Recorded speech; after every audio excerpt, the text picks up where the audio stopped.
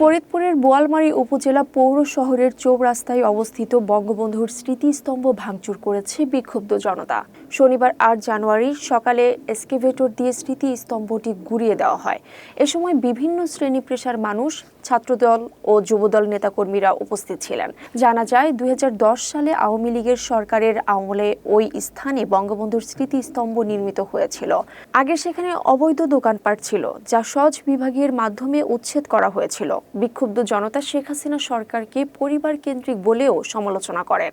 তাদের দাবি, সরকার প্রয়োজনীয় প্রকল্প বাস্তবায়ন করে দেশকে এগিয়ে নিয়ে যাক এবং শেখ পরিবারের নামে কোনো স্থাপনা রাখবে না।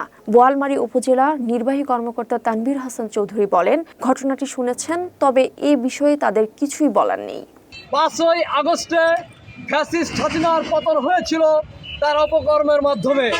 ঠিক তারই ধারাবাহিকতায় ৫ই ফেব্রুয়ারিতে তিনি যে বাংলাদেশ নিয়ে আবার নতুন নীল নকশা আঁকার জন্য তার লাইভের উদ্দেশ্যে, জাতির উদ্দেশ্যে ভাষণ দিয়েছে, সেই ভাষণের প্রতিবাদে ক্ষুব্ধ জনতা, সাধারণ বৈষম্য বিরোধী ছাত্র আন্দোলনের জনতা আজকে নৌকা সম্মিলিত লোগোকে ভেঙে দুমড়ে মুচড়ে দিয়েছে।